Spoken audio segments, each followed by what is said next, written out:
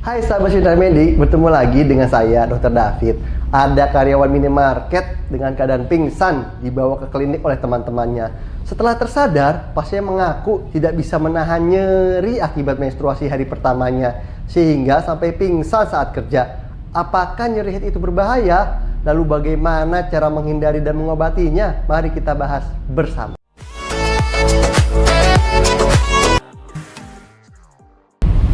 Haid biasa juga disebut dengan menstruasi atau datang bulan. Menstruasi adalah proses yang normal pada setiap wanita yang ditandai dengan luruhnya dinding dalam rahim sehingga keluar perdarahan dari jalan lahir atau vagina. Saat wanita telah cukup dewasa dan melewati pubertas, maka sistem reproduksi telah matang dan proses menstruasi pun berlangsung. Jadi nih, menstruasi adalah darah dan jaringan hasil luruhnya dinding rahim. Nyeri head atau kram perut saat menstruasi di dalam dunia medis disebut dysmenorrhea. Ini hal biasa yang dirasakan setiap wanita saat haid. Dysmenorrhea yang biasanya terjadi sebelum dan pada saat menstruasi umumnya berupa nyeri atau kram perut bagian bawah dan terus berlangsung dan terkadang menyebar sampai punggung bawah serta paha. Rasa nyeri pun disertai sakit kepala, mual, dan diare. Gejala yang ringan sebenarnya akan hilang tanpa diobati. Namun nyeri head yang berat dirasakan di masa menstruasi, nyerinya menetap bahkan bisa semakin berat. Sehingga menstruasi dapat menandakan adanya suatu penyakit atau kondisi tertentu. Ini bisa mengganggu aktivitas seperti bekerja, belajar, ataupun bermain. Seorang wanita sampai bisa pingsan karena tidak kuat menahan nyerinya. Ditinjau dari penyebabnya, nyeri head itu dibagi menjadi dua tipe, dysmenorrhea primer dan dysmenorrhea sekunder. Pada nyeri head dysmenorrhea tipe primer, kram perut terjadi akibat terlalu kuatnya tekanan atau kontraksi rahim yang berlebihan. Sebelum memasuki periode menstruasi, hormon prostaglandin pada tubuh mengalami peningkatan. Hormon inilah yang memicu munculnya tekanan atau kontraksi pada dinding rahim. Nah, kuatnya kontraksi otot rahim yang terlalu berlebihan membuat pembuluh darah sekitarnya menjadi tertekan.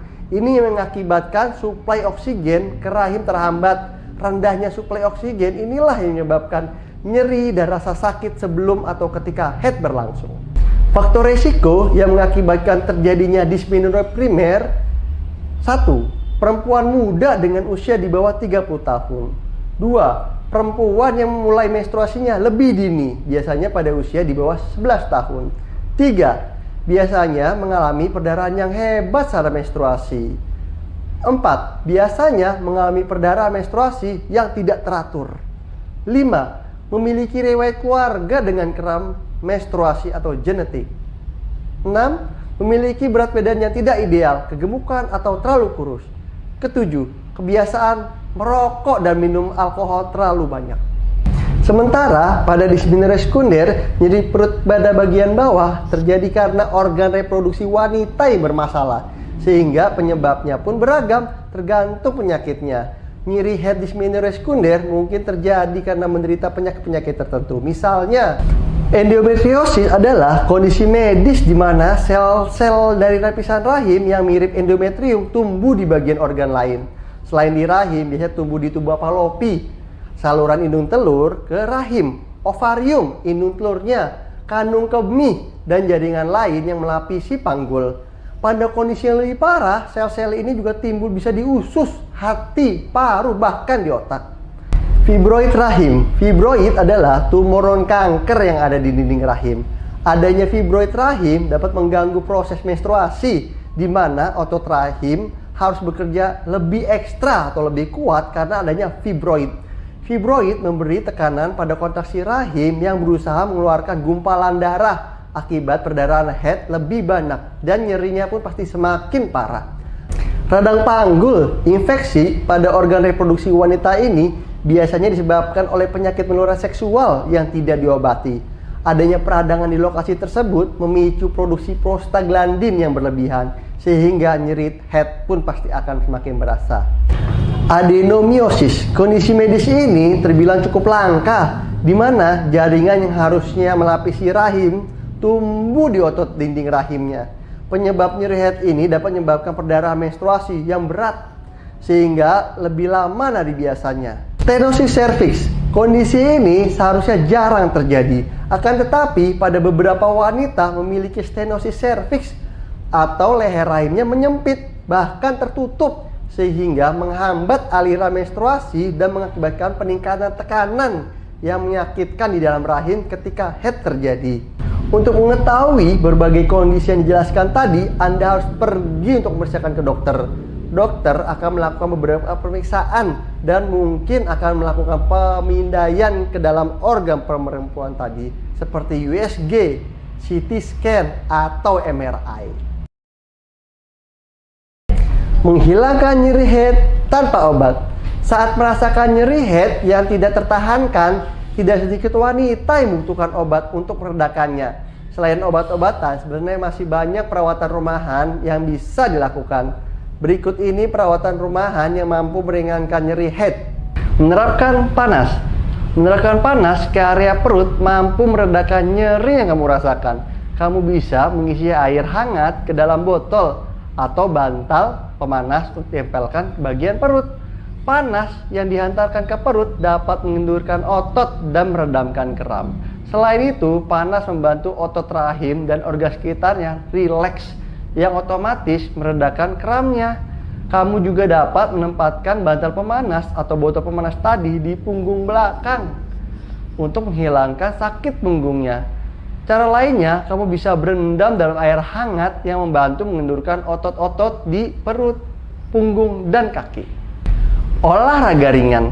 Kalau kamu berpikir bahwa olahraga wajib dihindari saat nyeri head, kamu salah besar. Faktanya, olahraga dianjurkan saat nyeri karena mampu meringankan rasa nyeri. Olahraga berat mungkin tidak dianjurkan saat kamu merasa kesakitan. Tetapi, peregangan ringan, jalan-jalan, yoga akan membantu. Melalui olahraga, kamu akan melepaskan endorfin yang merupakan hormon penghilang rasa sakit alami. Akupunktur. Hasil penelitian menunjukkan akupunktur mampu meredakan kram menstruasi.